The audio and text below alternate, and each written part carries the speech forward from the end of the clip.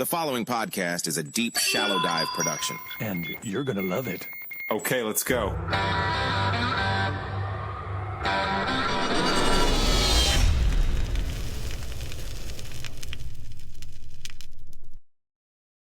All right, so I think my friend Brandon and my brother are going to be incredibly excited for this interview. And I told you this before we got online, but I'm going to say it again. James Corbett and Whitney Webb are the two names that I wish more people in this world subscribed to and knew and took in your content on a daily basis, because I'll be honest, man, I love your takes and I really appreciate you taking the time to come on the Deep Shallow Dive. And listen, everybody, we've got James Corbett from the Corbett Report, who has my favorite 5-minute clip that breaks down 9/11. And I'm going to play that for you guys at another time. But hey, welcome, buddy. I really am excited for this.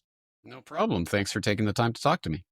No problem. All right, listen, I had sent you 4 topics that I wanted to cover: Iran versus Israel and Trump, Trump's Iran policy, bombs, sanctions, diplomacy. Number 3 was Henry Kissinger and Cambodia, war crimes, secrecy, and propaganda. Number 4 was the media matrix and geopolitics. And as soon as I hit send, I realized that's probably a 4-hour podcast. Yeah. So let's focus on what's going on. Iran, Israel, Trump. You put something out the other day. Why don't you give us your take, man?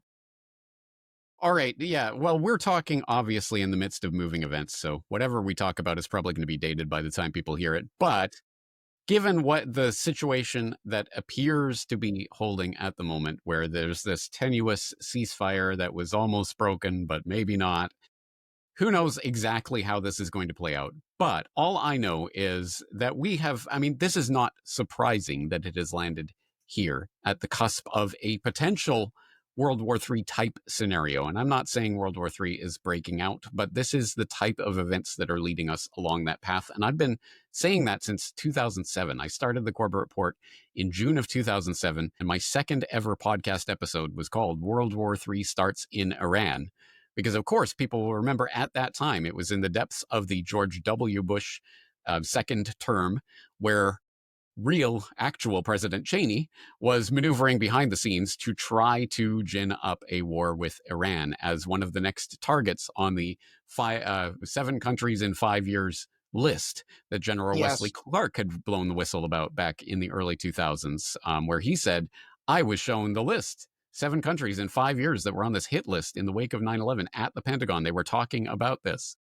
Yeah, I've played that clip. I've played that clip a lot. Like, that clip is so important. And just out of curiosity, whatever happened to General Wesley Clark? Like, I almost feel like he kind of got silenced after that clip, because that clip, I mean, it hit hard then, but it is hitting hard now, because people are going back and being like, holy mackerel, this guy told this to us in 2007. Right. And of course, who was on that list? Iraq, Libya, Syria, Iran, a lot of the countries that have been going down like dominoes, one after another. And so it's in that context that the fact that Israel strikes and they get the U.S. to back them up on it should not be particularly surprising.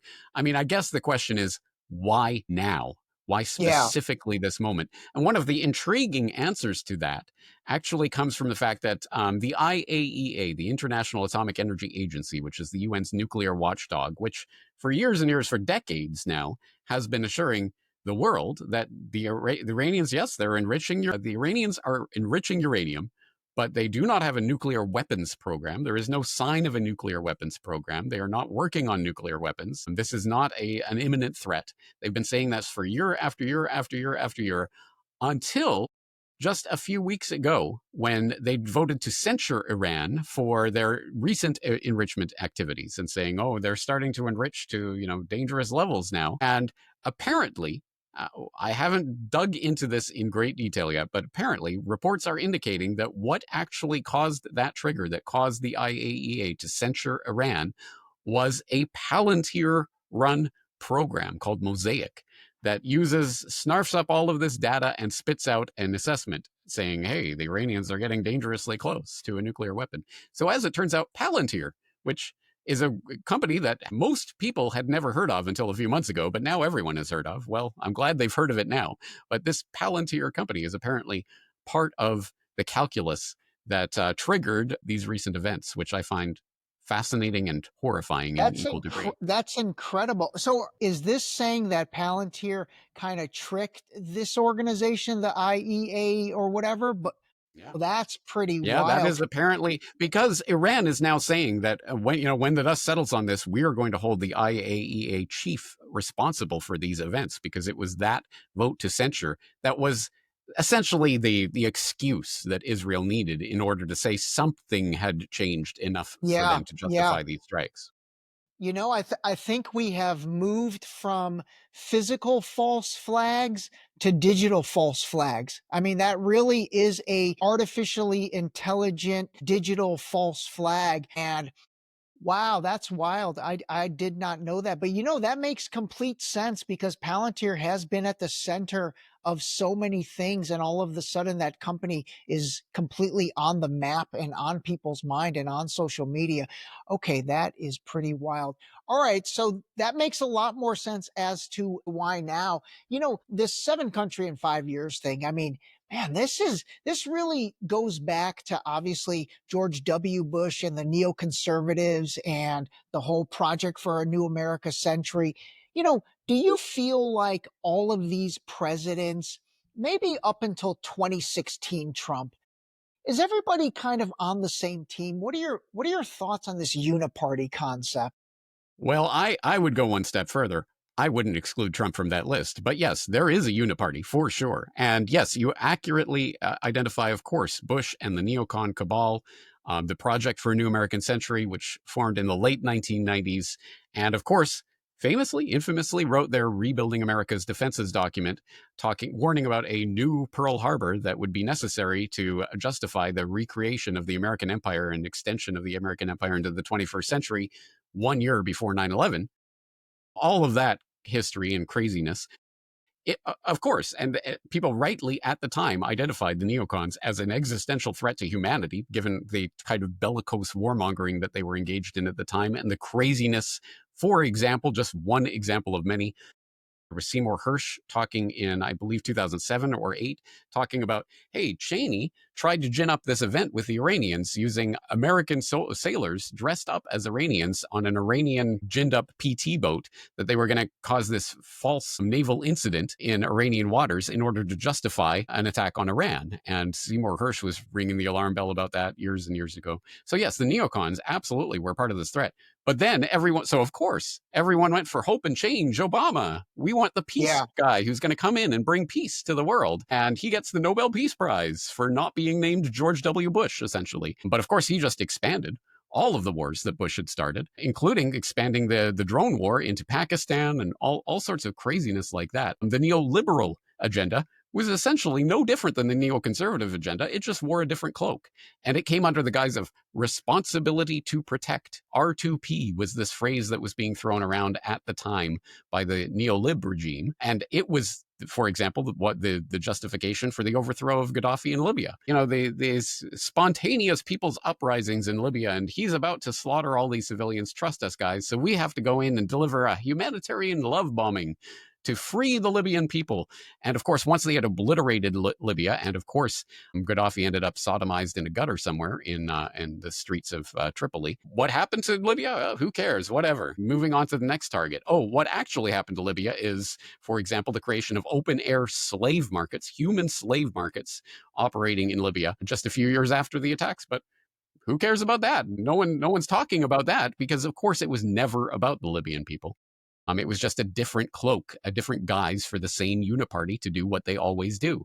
So, of course, once that's all done, well, we need the next hope and change guy. And who comes down the golden escalator but Trump? to deliver us Yeah. all from this horrible regime. And he immediately in 2016 starts filling up the swamp with all the swamp dwellers that one would expect from Goldman Sachs and other deep state institutions, filling up his regime with them, putting John Bolton and Mike Pompeo and other. Let me ask you this, because no, I get it, and I want to go there in a second. I guess the reason why I said, their Uniparty from really George H. Bush to Clinton to George W. to Obama, and then the reason I thought 2016 Trump was kind of the Uniparty breaker was because he ran on that platform of, he has a famous interview with Jake Tapper where he said, we're no better off without Gaddafi and without Saddam Hussein. And Jake Tapper's like, wait a minute, you think we're better off if those guys were alive? And he was like, absolutely.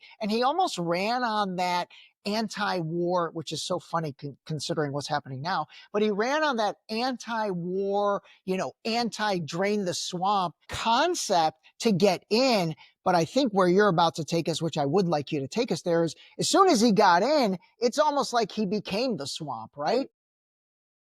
I think he never left the swamp. I think he was always part of it. Okay. But there is a good part to that story, which is that I think the American people and people around the world really genuinely want peace. They genuinely just want to go about their business and do their thing, and they just want the maximum freedom to do so. And when someone comes along and offers that, the promise of that to them, they jump at it. It's exactly why there was the Obama hope and change, hallelujah, we've got our savior back in 2008. And it's exactly why people were so excited about Trump in 2016. Yeah. But I think it's just, people are being taken advantage of over and over. Now, let me put it this way. I don't think Trump is in the same club, in the same globalist institutions as say a Biden or, Obama or people like that. I think there is a difference.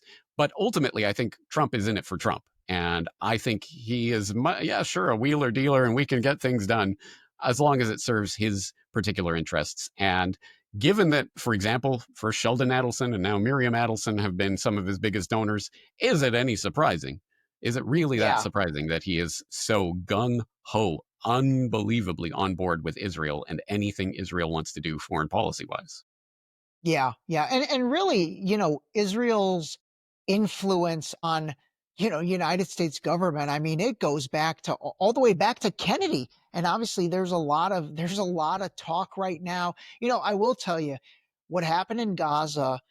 I think it opened up Pandora's box in a way that I don't even think they were anticipating it to happen like that. And now everything is on the table. People are going back to say, wait a minute, what really happened with John F. Kennedy? We know it wasn't Lee Harvey Oswald. So let's talk about, the fights with David Ben-Gurion and, the founder of Israel, the nuclear proliferation of Israel that they wanted to do with the Dimona plant and all that. So the fact is they really screwed up by really genociding Gaza the way they did, because I feel like they opened up Pandora's box. Okay, I hear what you're saying on Trump, and I do think, it's almost like you've got your traditional globalist deep staters, the Bidens, Obamas, the Bush family, all of those guys.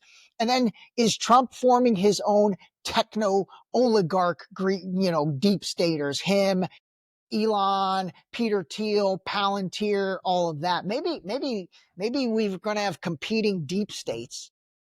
That's a good way of putting it, because I think one of the things we are witnessing right now is the sort of the changeover or the upgrade, however you want to look at it, in the military industrial complex specifically. Look at the legacy contractors, the Boeings, the Raytheons, the Lockheed Martins, are being, if not replaced, at least displaced by Palantir and Anduril and L3. I can't remember the name of the company. There's a number of AI-equipped, AI weaponry kind of institutions that are coming up and that are reaping huge rewards. In fact, since Trump 2 took office in January of this year, Palantir stock has almost doubled.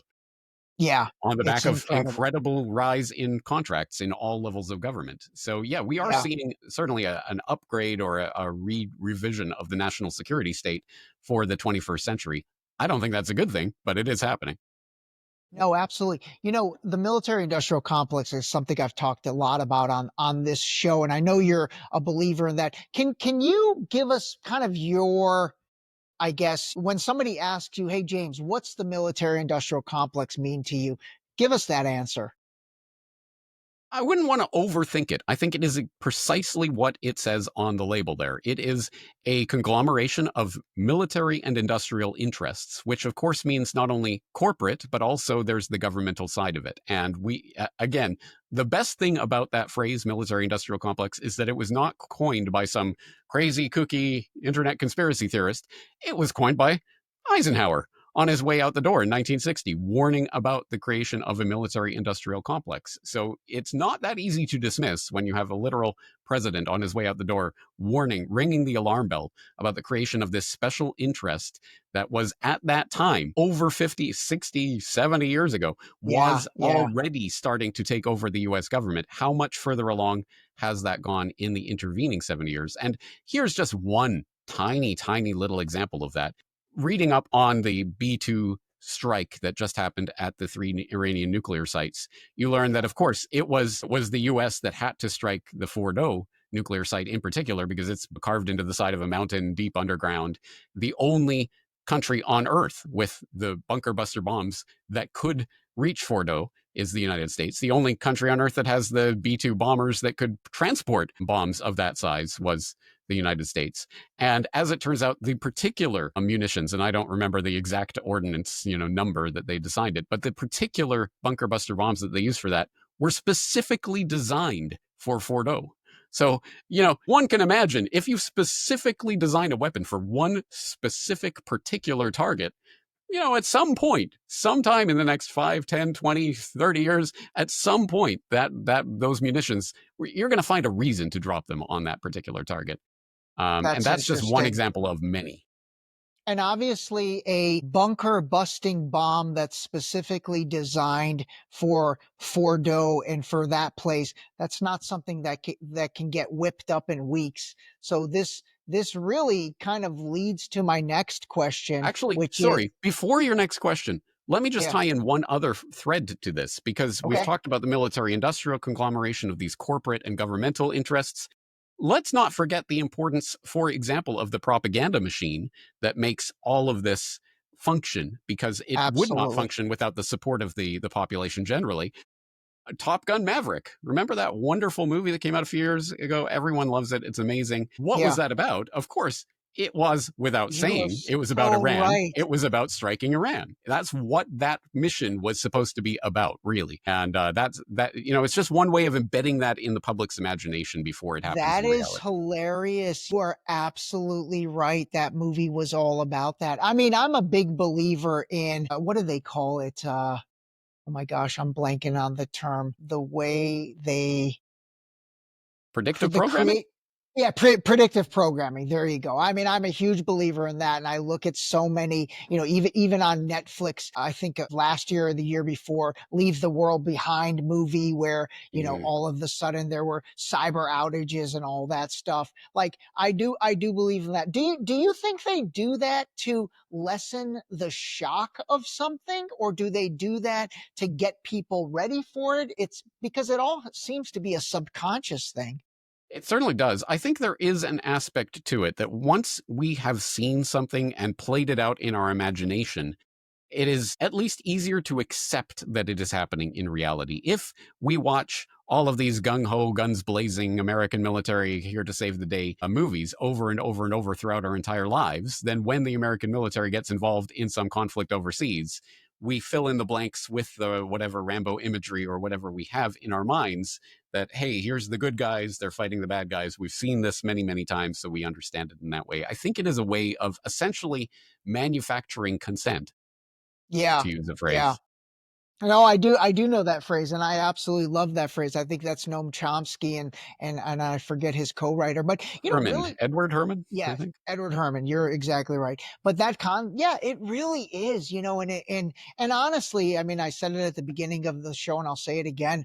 People like yourself, people like Whitney Webb, I consider you guys the base layer of really exposing so much of this stuff, whether it's all the things you've talked about in terms, your stuff on 9/11 is some of the best, and just helping people understand, what the Patriot Act, what it really did. And I almost feel like I really feel like we're about to potentially repeat a 20-year cycle. And it seems like geopolitics, and it seems like false flags, and quite frankly, tomfoolery or fuckery, if you want to call it that. It seems like they have these 20-year cycles, and all of a sudden people are ready for it again. I think, oh man, that's crazy. Okay, let me ask you this in terms of, so do you think that like all of this October 7th, Gaza, and then going into, Lebanon with taking out Hezbollah, changing Syria, like this is all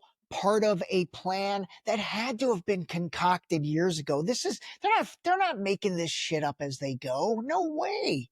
They certainly are not, and we can say that advisedly. So, for example, in my False Flags, A Secret History of Al-Qaeda documentary, it's a 5.5-hour documentary on the founding of Al-Qaeda and where it came from and what it's done and what's its various intelligence agency connections, etc. In that documentary, I talk, for example, about Clean Break, which was a document that was written by David Wormser and Richard Pearl and a couple of other of the PNAC neocon crowd before PNAC existed, I believe. They were working on Project Clean Break or Operation Clean Break or whatever they called it at the time, which was a report specifically for the Israeli government, specifically for Netanyahu, actually, about how they would be able to, for example, topple Saddam in order to increase Israel's hold in the region. Obviously, regime change in Iraq and things like that had been planned out before, but we could go even further back to the 1980s. There's a document that I've cited a number of times called the Oded Yunon Plan for Greater Israel, which actually shows some of the map that we're starting to see the beginnings of right now with, for example, Syria and the Golan Heights. Israel has sort of moved into that area and is kind of taking it over. Not officially yet, ? But at any rate, they are militarily placed there now and starting to take it over. And we see, of course, what's happening with their battles in Lebanon, etc. We're starting to see the expansion of Israel into this greater Israel, which was talked about in this Oded Yunon planning document from 30 plus years ago, 35 years ago now. So yes, there are plans that have been on the table for decades. No one can say that it's a particular surprise that this is happening. But the only question is, why now and what's the calculus behind that? What do you think with Netanyahu in particular? I mean, this guy has been a thread that has been, through all this, and he's been around a long time. And gosh, I said this the other day on a podcast episode. I mean, I think he's one of the worst human beings on the planet, but he's good. He's really good. He's good at propaganda. He's good at all this. Do you think he's a decision maker in the process, or is he just a phenomenal spokesperson for everything? I think a little bit of both. I think one cannot reach that stratified level of the political circus without having a little bit of the actual power as well as just some of the whatever it is, the je ne sais quoi that is required to sell agendas to the public. And of course, he did get his start essentially as a television personality, not literally. He was, I can't remember, in some low-level position in the Israeli diplomatic machinery in the United States in the late 1980s into 1990. At the time of the first Gulf War, which was when he first became a face that was known in the United States, specifically because he became the sort of go-to spokesman for the Israeli government in the CNN ongoing breathless 24/7 coverage of the first Gulf War, which of course was the first war that was that 24/7 news event. Netanyahu was a big part of that at the time. He was the go-to guy because a lot of the Israeli spokesmen have this funny English, hard to understand. But Netanyahu, having grown up and been educated in the US, spoke like an American, knew the American mindset, was able to essentially play into the CNN theatrics of the first Gulf War. And that's how he became a big name in America, bigger than he was in Israel. And he parlayed that sort of American TV personality personage into a political career in Israel. There is definitely an element of spokesman/showman about him and his career. No, there absolutely is. And you know, I thank God all of that now is coming back to haunt him, because all of those clips from 96 to 2002, 2005 to 2010, I mean, literally CNN, Megyn Kelly, Candace Owens, I did it. So many people have strung together. You know, he's the boy who cried wolf when it comes to Iran having a nuclear weapon. He's been parroting the same talking points for 30 years. And like you said, you know, luckily with the access to new media, that message is getting out. I mean, if there was not social networks, I mean, this would be probably done by now. So that makes a lot of sense. Okay, what do you think's going to happen? I mean, what do you think the next steps are with this, in particular with Iran? Would Russia and China ever, and maybe Pakistan, would they ever actually, if push comes to shove, come to Iran's aid by offering nuclear weapons as the ultimate deterrent? Well, as people might have seen in recent days, Medvedev, who is still hanging around in the Russian government, I don't even know what his position is at this point. But at any rate, Medvedev came out the other day and said that that countries around the world would be happy to supply Iran with nuclear warheads, I believe was the phrase that he used, which of course caused Trump to have a bit of a meltdown about the N word, nuclear. Yeah. Right. And rightfully so. That is definitely provocative talk at this time. Having said that, what's the actual Russian response been so far? Surprisingly muted, considering they just recently signed a defense agreement with Iran just several months ago. It turns out, no, mutual defense wasn't actually part of that agreement, as Putin was quick to clarify, meaning we're happy to take Iran's drones and any sort of technology you can supply us for the Ukraine front, but we're not coming in to help you guys, which is actually quite surprising because, as I say, my second ever podcast episode, World War III Starts in Iran, specifically was revolving around the comments that Putin was making at the Munich Security Conference in 2007, warning the Bush administration at that time about going into Iran and that kind of red line. And if you do that, you know, game on, essentially was the message that was being floated at that time. Well, we've just seen an actual U.S. strike on Iran. And so far, Putin has been clear that there will not be a military aid response at this point. And perhaps that would change if there's a regime change operation, like an active military operation to assassinate Khamenei or what have you. But at this point, we haven't seen that. And China so far has been extremely guarded in its statements, just saying the sort of diplomatic mealy mouth speak that you would expect of, you know, war is bad. We shouldn't have war. Like, okay, great. But what are you going to do about it? Apparently, at this point, nothing. It's interesting at any rate, because I've been listening for years and years and years and years to this crowd of people, a lot of whom I think are probably on a payroll of a government or two, screaming about BRICS are the saviors and they're going to save us from these crazy neocons and Israel and all of this crazy NATO foreign warmongering. And so far, the BRICS have been utterly silent about what's going on in Iran, and Russia and China have not stepped up to the plate. So it does beg the question of what would actually be necessary in order to really generate some sort of actual military resistance against this. Certainly not what we've seen so far, I guess.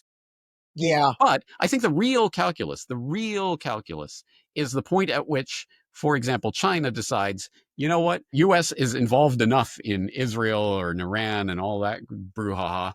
Why don't we take Taiwan? And Russia says, okay, we're going to go, and no special military operation. We're just going to go and take Kiev. And India is looking at it and says, you know, okay, now it's on with Pakistan.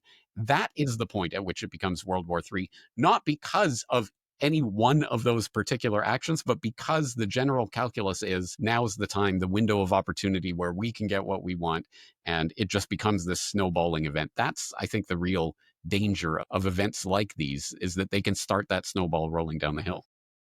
That's a very interesting trilogy right there. Let me pose this to you. Do you think Trump, Putin, and Xi Jinping could get together and say, okay, Xi, you get Taiwan. We're not going to mess with that. Putin, you know what? Take Ukraine. That's that. And then we're going to implement regime change in Iran, and then Iran becomes ours. I mean, gosh, could they divvy it up like that? One could imagine such scenarios. Let's put it this way. I could very much imagine Trump sacrificing Ukraine, like, hey, you go take Ukraine. Yeah. But the Taiwan thing is much, much more difficult. I think I don't imagine that Trump would have any interest in allowing Taiwan to be taken because, of course, it is the semiconductor industry essentially is there. And if China takes that over, it is game over for the international electronics, and everything that runs on electronics would be beholden to the Chinese communists. So I think that the price of that would be much, much higher. Having said that, there are people floating the idea that Trump is trying to do a reverse Kissinger. And in order to set that up, you have to understand that Kissinger, really on behalf of Rockefeller, but anyway, Kissinger, of course, did the famous, well, the not famous, the secretive trip to Beijing in 1970 before Nixon went, of course, famously to meet Mao Zedong. It was Kissinger who went the year before in a secret meeting that was not revealed until decades later to sort of pave the way for that. And the calculus at the time was, we can rip Beijing away from Moscow in the Cold War. We can bring them into our team. And so that there's the Sino-Soviet split. We're going to widen that split so they're not collaborating with each other. It's the great game of geopolitics. Well, now the idea is, well, is Trump trying to do a reverse Kissinger, basically take Moscow away from Beijing? Because, of course, Moscow and Beijing have been getting closer and closer in recent years, realizing that they're being surrounded by NATO. It makes sense that they would collaborate more. But if Trump can sort of get Russia more on board with the US and placate him in Ukraine or whatever needs to happen, then they can concentrate on the real problem, many in the Trump regime would put it, which is China. Okay. Maybe I'm biased because I'm here in the Asia Pacific, sort of with a front row seat to it, but I think the US-China is at the very least, the Cold War 2.0 for the 21st century, if not the real World War III of the 21st.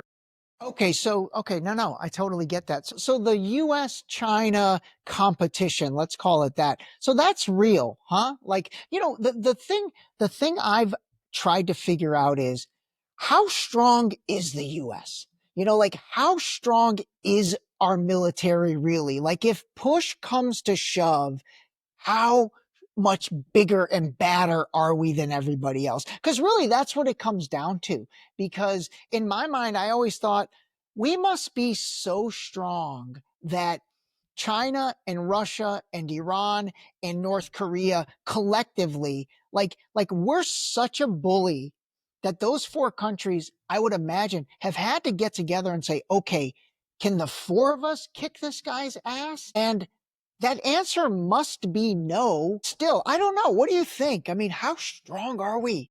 So in the post-World War II era of U.S. military dominance, the superpower of the world, this explicit strategy was to make the U.S. military into a two-war military. The idea that it could fight simultaneously two major theater wars on different parts of the globe and still be able to maintain that. And that was, of course, a huge investment, a huge expense. That's why the U.S. military budget has always been orders of magnitude bigger than any of its rivals. In fact, all of its rivals put together still are dwarfed by the U.S. military budget because they have been aiming at that.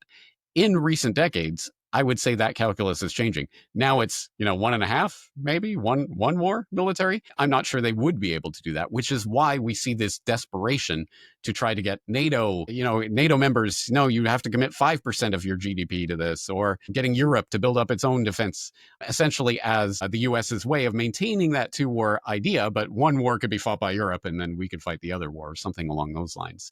So I think there is a change that is happening. And you know what? If the Russians and the Chinese and other strategic rivals are playing the long game of waiting for the U.S. to sort of wear itself out before they attack, well, then they've been doing a good job for the past couple of decades, because certainly the U.S. has been its own worst enemy in Afghanistan and Iraq, and extending itself in the Middle East and trying to move into the Asia Pacific, et cetera, et cetera.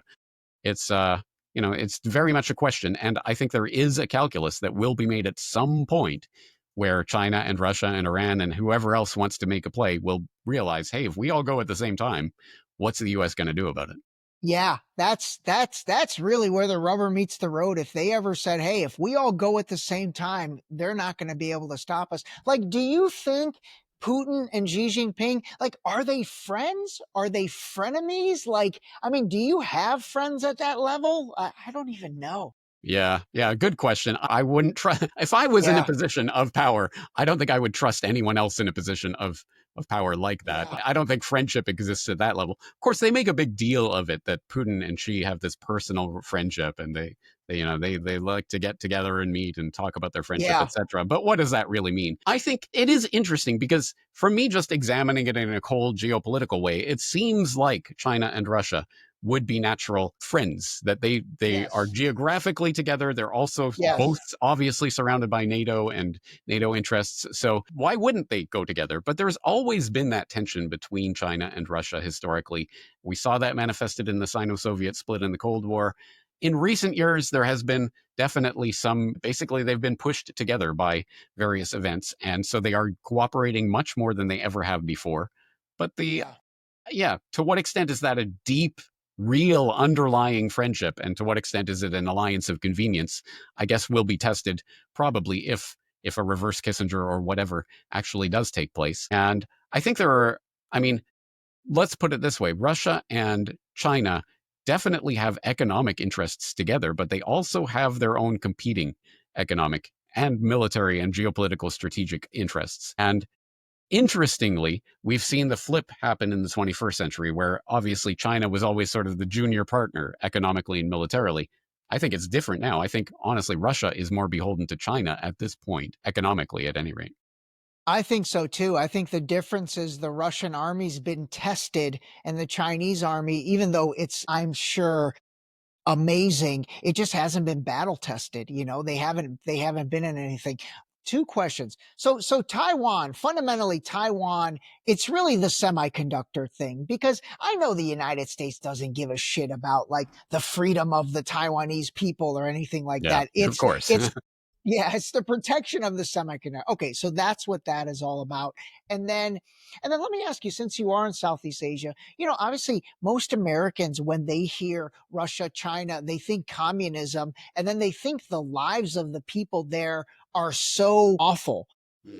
Ironically, when TikTok, this was hilarious, and since you're not on TikTok, you might not know this, but over the holidays, right leading up until New Year's, when they took TikTok down for 24 hours, a new TikTok replacement, or it's not even a replacement, Red Note, which I believe is the TikTok of China, all of a sudden, all these Americans joined Red Note. And it was in Chinese, but then you had Americans conversing with Chinese, and the Chinese were showing them, hey, this is our grocery store. Look how fresh our fish is. Look at our vegetables. Look at our fruits. And by the way, look at my grocery bill. This comes out to $6.90 something cents, where the same thing at Costco would have been like $160 or something along those lines. Those countries, I mean, life is not bad in China, right? Life is not bad in Russia, or is it? I don't know. Depends who you ask, I would imagine, like anywhere else Okay. on Earth. So, Yeah. yeah, it is interesting, the supermarket diplomacy that goes on. Of course, everyone remembers Tucker's trip to Moscow, and wow, Yes. look at the supermarket, right? Everyone everyone hones in on Yeah. that. But it's so incredibly difficult to do lifestyle comparisons between countries, because it's not only just a crass economic thing that comes down to $6 for this amount of groceries.